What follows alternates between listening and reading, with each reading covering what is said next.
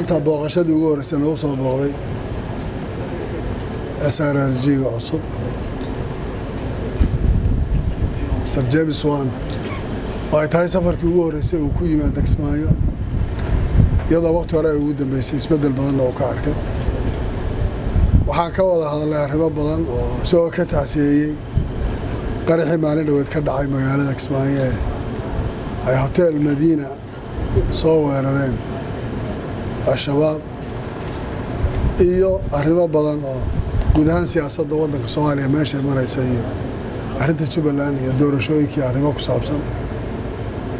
waxaan oran karaa guud ahaan aragtida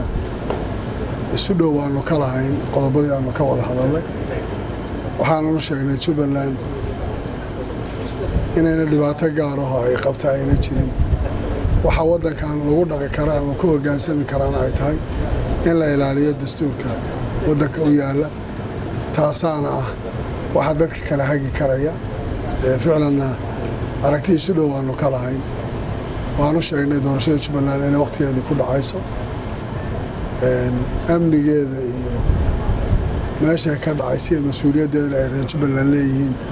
odayaashii dhaqankooda ay diyaarkooda yihiin iyagoo la kulmay guddigii doorashooyinka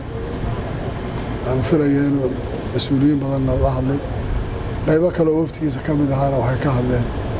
وحيالها جودها صوماليا لا قوانين ريج ولا باهي هذا بحوار بردك وصابسن مسؤول ويننا مرة هذه مصلحة Mr. Swan, welcome to Kismayo. This is your place, and I thank you very much. Members of your administration, I'm very pleased to visit Kismayo. But I have mixed emotions. waxaan aad ugu faraxsanahay inaan booqasho ku yimid Kismayo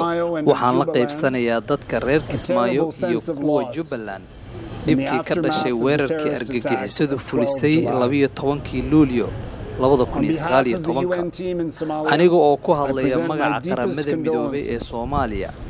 waxaan tacsi u dirayaa dhammaan reerihii iyo qoysaskii ay dadku kaga dhinteen qaraxii dhacay waxaan caafimaad degdeg ah u rajeynayaa dadka ku dhaawacmay ma jiri karto wax marmarsiyo siyaasadeed iyo mid fikir diimeed ah oo la heli karo musiibooyinkaas oo kale qaramada midoobay waxay garab taagan tahay dadka reer Jubaland ee la tacaalaya dhibka xanuunka badan ee ka dhashay musiibadii dhacday waxaan sidoo kale u sheegayaa dadka reer Jubaland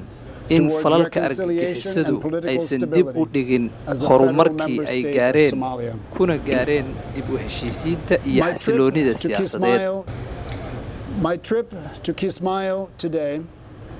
represents my second visit to a federal member state since I arrived a few weeks ago as special representative of the Secretary General waa midkii labaad ee aan dawlad goboleed ku tago tan iyo intii aan imid xafiiska ergeyga qaramada midoobay u qaabilsan Soomaaliya waxaan u mahadcelinayaa madaxweyne Axmed Maxamed Islaam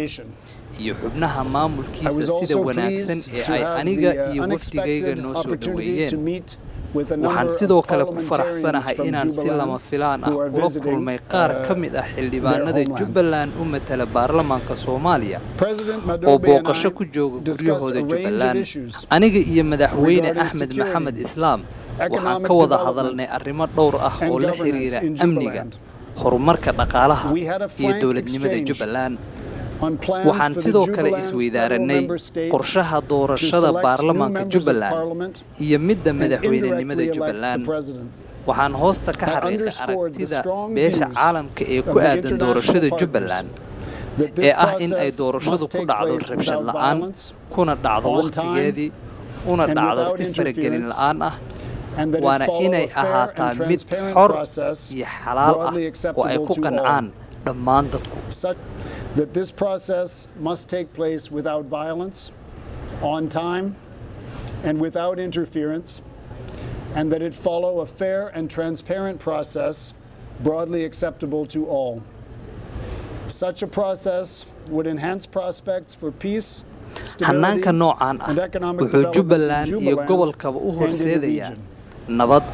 xasilooni iyo horumar dhaqaale. The chairman of the Jubaland Independent Electoral and Boundary Commission, Dr. Hamza, waxaa sidoo kale farxad ii ah inaan la kulmay guddoomiyaha guddiga madaxa bannaan ee xuduudaha iyo doorashooyinka Jubaland Dr. Xamse waxaan isagana ka wada hadalnay arrimaha doorashooyinka qaramada midoobay waxay sii wadaysaa shaqooyinkii ay ka haysay Jubaland waxaa jira 12 hay'adood oo ay maalgeliso qaramada midoobay oo ka howlgala Jubaland oo qabta shaqooyin kala duwan mudane madaxweyne waxaan mar kale kaaga mahadcelinayaa sida aad aniga iyo wafdigayga noo soo dhaweyseen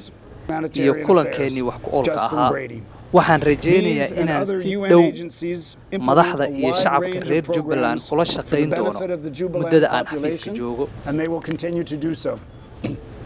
Mr. President, thank you again for your warm welcome to me and to my delegation and for our constructive meeting.